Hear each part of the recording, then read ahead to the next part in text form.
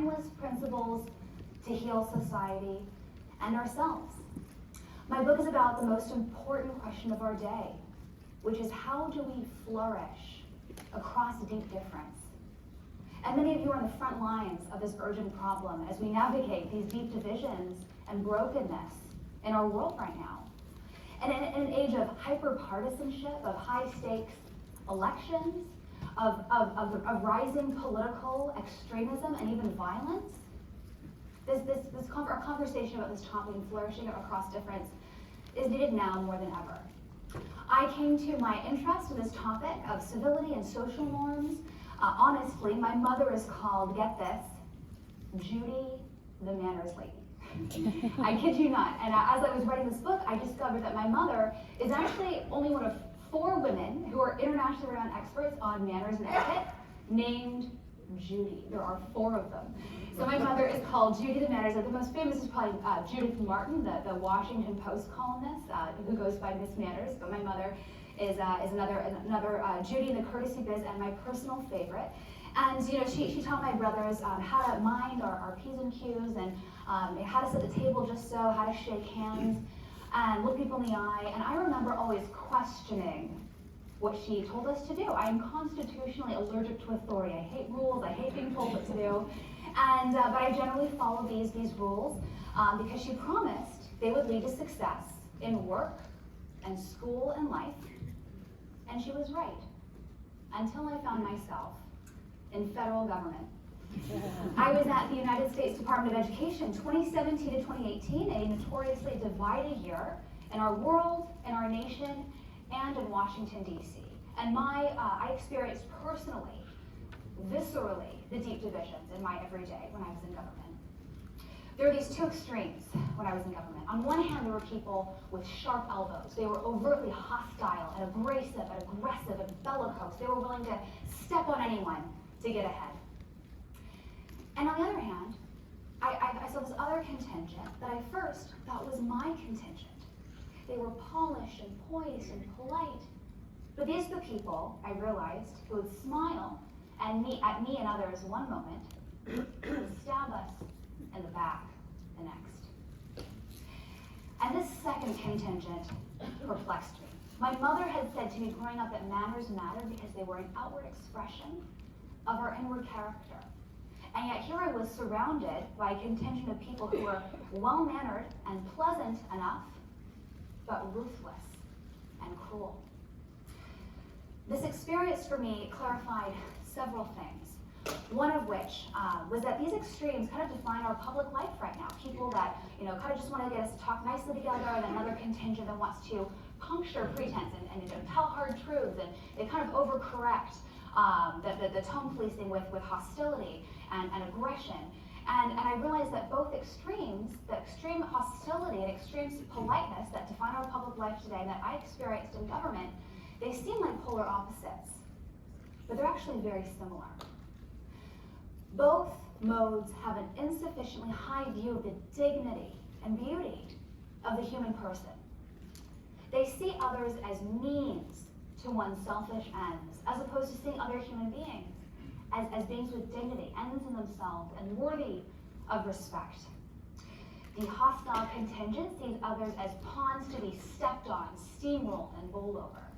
And the polite contingent sees others as pawns to be manipulated and discarded the moment that they no longer serve one's purposes. But both have an insufficiently robust view of the dignity and beauty of the human person. That's really what my book offers. It is a humanistic manifesto extolling the gift of being human, even when we disagree with it. And that is exactly what we need in these dehumanizing and barbaric times that we find ourselves in now. My experience in government also clarified for me that there is an essential distinction between civility and politeness. I realized that politeness is etiquette, it's manners, it's technique, it's external, whereas civility is internal. It's a disposition of the heart. It's a way of seeing others as our moral equals, who are worthy of a bare minimum of respect by virtue of our shared moral status as members of the human community. And that sometimes actually respecting people, actually loving people, requires being impolite. It requires suspending the rules of etiquette and propriety for a greater good, for the sake of telling someone a hard truth, engaging in robust debate, having an uncomfortable conversation, even protest. Our country was founded on protest, and we have a vibrant tradition of civil disobedience in our country, in the pursuit of justice and equity and embodying the rule of law that our country was founded on. And sometimes, as I talk about my book, that is a duty of citizenship. I have a whole chapter in my book dedicated to civil disobedience. It's forgotten, but it's a central tenet of the tradition of civil disobedience. Your educators here, you probably are etymology nerds like I am. I love the story of language and the origin of our words, but the etymology of the word civility and politeness supports this distinction. Again, people often conflate them. They use them interchangeably. They say, either they want more civility and politeness in public life to help us do this hard thing called life together across difference, or they say no.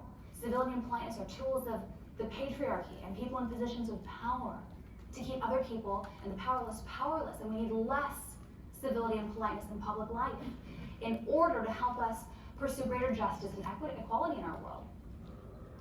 And again, that's why, but both these modes, both these contingents insufficiently appreciate that there is this meaningful and important difference between civility and politeness.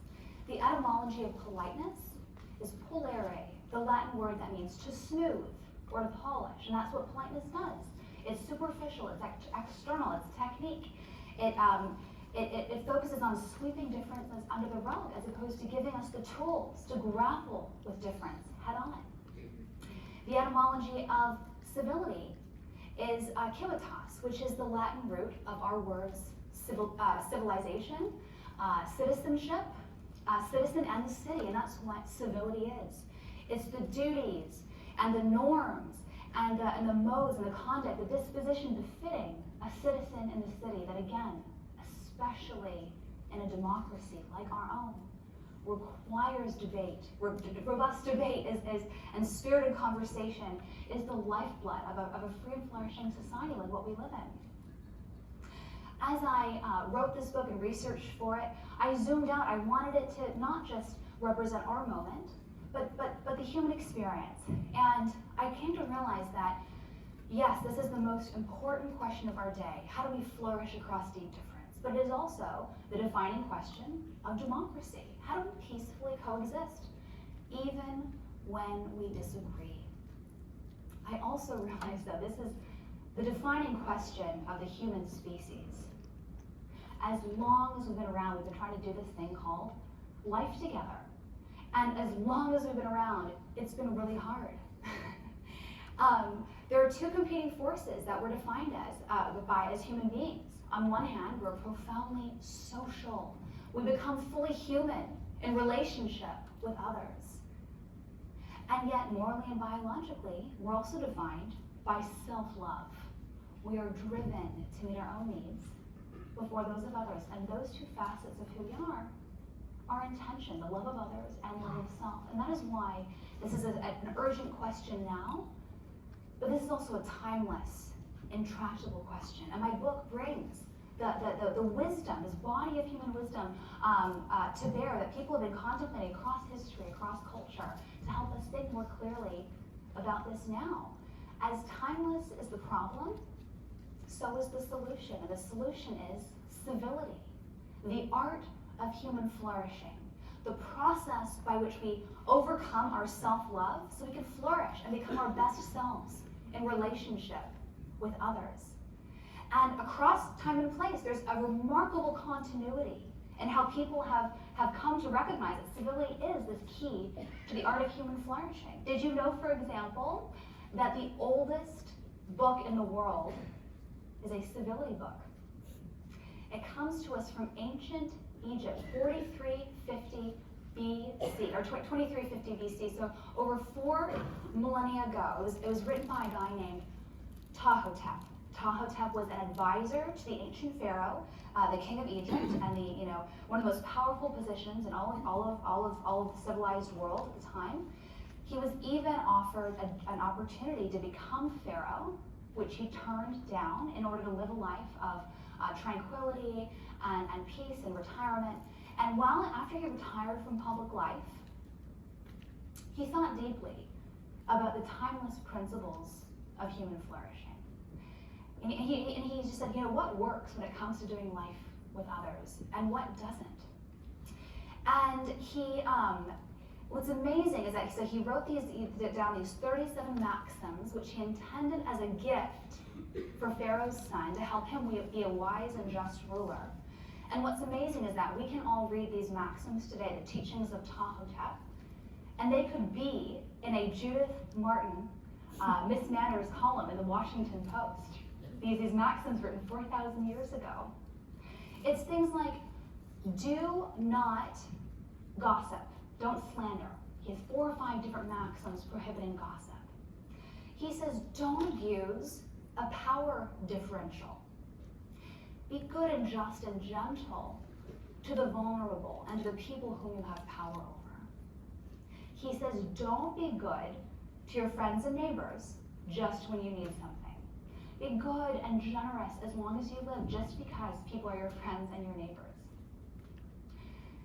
And what's amazing is that as I surveyed this genre of this literature across history, across culture, the ancient Arabia, the Middle Ages, the Renaissance, that people have just observed the human condition and thoughtfully come to similar ideas about how to do this thing called life together across difference. So timeless problem, timeless solution, but still an intractable, really hard problem. And that's why the work that you are doing on college campuses is so essential. And I'm sure it feels overwhelming. I feel overwhelmed. We look out at the world around us and we say, what can be done? We're just one person. And that these problems are so big and there's so much suffering. What can we do? But I learned firsthand that we have way more power to be a part of the solution than we realize. I call myself a refugee from federal government. I came home from work one day and said to my husband, I'm done with DC, I'm done with politics, let's move to Indiana. Indiana is where my husband's from originally. We had talked about one day settling there close to his family and raising our family of our own. And he said, okay, sounds good, we'll move to Indiana, no take backs. And a few months later, we moved out there, and we've been out there almost 6 years now. One of my first friends, when we moved to Indiana, was named Joanna Taft. She came up to me after church one day and she said, hi, I'm Joanna. Would you like to porch with us sometime? And I had never heard the word porch used as a verb before, but I was curious, and again, we didn't know many people in our community. So we went to her home, to her front porch that afternoon, and I realized that Joanna is staging a quiet revolution against our atomized and divided status quo. She had curated people on her porch that afternoon, across class, across geography, across race, across politics. Not to have this structured, curated conversation across difference, but just to have an oasis from the division in our world and offer people a chance to be seen and known and loved in the fullness of who they were as human beings. And I had the privilege, I got a journalism award to travel the country, and I actually got to study other people like Joanna Taft who are with front porches and without. Some of them use coffee shops, some of them use their front stoop, some of them hold dinner parties, that they are doing the exact same thing. They are reaching across the divide, transforming outsider to insider, stranger into friend. And we can too.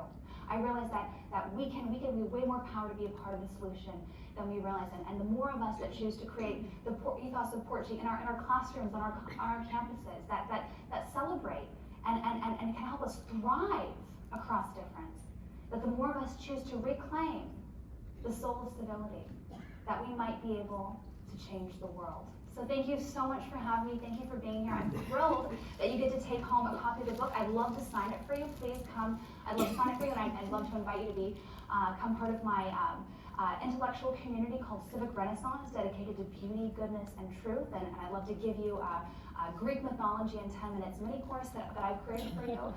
So I'd love to stay in touch with each of you and continue this urgent conversation and facilitate you continue this conversation on your college campuses and classrooms. But thank you so much for having me.